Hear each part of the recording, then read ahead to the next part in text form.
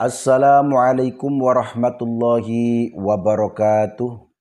Bismillah, alhamdulillah, wassalatu wassalamu ala rasulillah, la hawla wa la quwata illa billah, amma ba'd. Saudara-saudaraku semuanya dimanapun berada, doa saya untuk kalian semuanya. Mudah-mudahan kalian semuanya senantiasa diberi kesehatan oleh Allah subhanahu wa ta'ala. Amin ya rabbal alamin. Bagi para pecinta ilmu hikmah, para pecinta wirid, teruslah istiqomahkan wiridnya. Dan mudah-mudahan kalian semuanya betul-betul bisa merasakan manfaat daripada apa yang sudah diamalkan atau yang sudah diwiridkan. Bukalah kebatinan kalian agar kalian itu tidak hanya memandang sesuatu, hanya mengandalkan mata zahir ini, tapi harus disertai dengan mata batin. Agar kalian semuanya tidak mudah tertipu, tidak mudah terombang-ambingkan. Lalu bagaimana cara membuka mata batin? Tentu saja pertama adalah bersihkan hati kita semuanya dari kotoran-kotoran, dari penyakit-penyakit hati seperti iri, dengki, dendam, panas ten, dan lain sebagainya. Karena kalau hatinya sudah bersih, maka insya Allah hati akan bisa dan mudah ditanamkan rasa.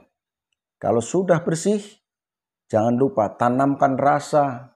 Rasa kalian semuanya tanamkan pada hati kita, pada hati masing-masing.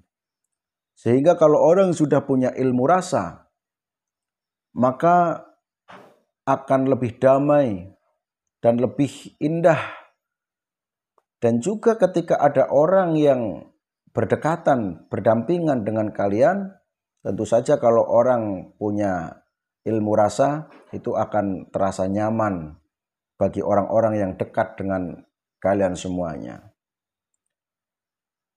Setelah menanamkan rasa, maka kalian semuanya harus suka membantu orang lain, bersedekah dengan apapun itu. Yang penting ikhlas di dalam bersedekahnya. Kalau orang hatinya sudah suci, sudah bersih, dan sudah punya ilmu rasa, maka segala apa yang diamalkan akan bisa dirasakan. Terutama merasakan manfaatnya. Dan jangan lupa, sebagai manusia harus bermanfaat untuk orang lain juga. Jadi jangan hanya untuk dirinya sendiri, namun untuk orang lain. Dan cara membuka mata batin selanjutnya setelah dibersihkan hatinya, kemudian ditanamkan rasa, juga jangan lupa selalu zikir, selalu wirid, mengingat Allah, mendekatkan diri kepada Allah. Insya Allah mata batin akan terbuka. Kurangi makan. Jangan selalu mengandalkan makan, dan makan. Hanya mengenyangkan perut saja, tapi harus dikurangi ya. Nah, bahasa lain mengurangi makan ya harus sering berpuasa. Minimalnya puasa sunnah Senin Kamis, minimalnya saudaraku. Dan juga kurangi tidur. Maksudnya mengurangi tidur itu jadi orang ketika memang ahli wirid itu ya jangan memperbanyak tidur, tapi melekan, yang mana melekannya tujuannya mendekatkan diri kepada Allah melalui sholat hajat, wirid, dan lain sebagainya. Nanti lama-kelamaan mata batin akan terbuka. Gerbang kebatinan akan terbuka. dan sasmitanya akan lebih tajam, ya, sehingga bisa merasakan hal apapun yang akan terjadi atau menimpa kepada kalian semuanya. Sehingga kalau sudah bisa merasakan, maka para pengamal akan istilahnya bersiap siaga seperti itu. Untuk wirid yang paling pas,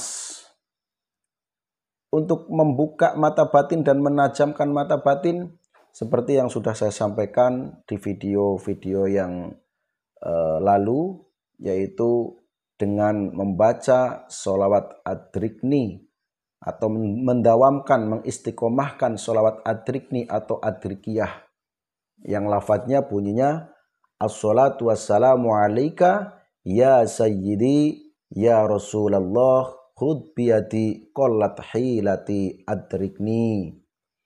As-salatu wassalamu alaika ya sayyidi ya Rasulullah khud biyadi qallat hilati adrikni. Nah, itu lafadznya yang harus diistiqomahkan, ya, di setiap waktu sholat atau setelah sholat seperti itu, atau diistiqomahkan setiap tengah malam, ya, berwirid membaca sholawat ad-rikni. Insya Allah mata batin akan terbuka. Bacaannya berapa kali? Ya, ketika habis sholat fardu 5 waktu cukup dibaca 9 kali saja. Dan ketika mau tidur dibaca 9 kali juga. Kalau mau memperbanyak silakan diperbanyak pada tengah malam setelah sholat hajat. Setelah sholat hajat atau sholat sunnah lainnya, ya, dibaca sebanyak mungkin. Ya. Kalau bisa sampai 313 kali. Andai kata tidak bisa atau belum mampu, ya maka semampunya. Nah, kalau lebih dari 313 boleh apa tidak? Boleh-boleh saja, bahkan itu lebih baik, saudaraku. Jadi semakin banyak wiridnya, tentu saja energinya pun akan semakin kuat seperti itu. Powernya akan semakin kuat. Yang penting di dalam mewiridkan itu harus ikhlas lillahi ta'ala. Dan istiqomah. Jangan sekarang baca, besok tidak, besoknya tidak, kemudian baca lagi, kemudian 1 bulan tidak pernah baca, kemudian nanti baca lagi, itu namanya tidak istiqomah. Yang namanya istiqomah itu ya terus menerus, itu istiqomah. Nah, insya Allah ketika kalian istiqomah di dalam membaca wirid atau mengamalkan suatu amalan, maka kalian akan mendapatkan karomah atau kemuliaan seperti itu. Jadi karomah di sini ya tentu saja berbeda dengan karomah di zaman wali seperti itu ya. Di karomah di zaman kita ini ya karomah istilahnya kemuliaan atau ma'unah pertolongan dari Allah Subhanahu wa taala seperti itu. Cukup sampai di sini hanya sebagai motivasi agar kalian semuanya tetap semangat di dalam beribadah, semangat di dalam mendekatkan diri kepada Allah, baik melalui zikir yang diucapkan, yaitu kalimah-kalimah thayyibah ataupun zikir lainnya, misalnya dengan menghayati ciptaan-ciptaan Allah, itu pun termasuk zikir, saudaraku. Jadi silahkan kalian semuanya diperbanyak saja zikirnya. Intinya kita selalu mengingat Allah Subhanahu wa taala. Demikian untuk video kali ini, mudah-mudahan bermanfaat dan mudah-mudahan bisa memotivasi kalian semuanya. Saya akhiri wabillahi taufik wal hidayah. Waridho walinaya. Assalamualaikum warahmatullahi wabarakatuh.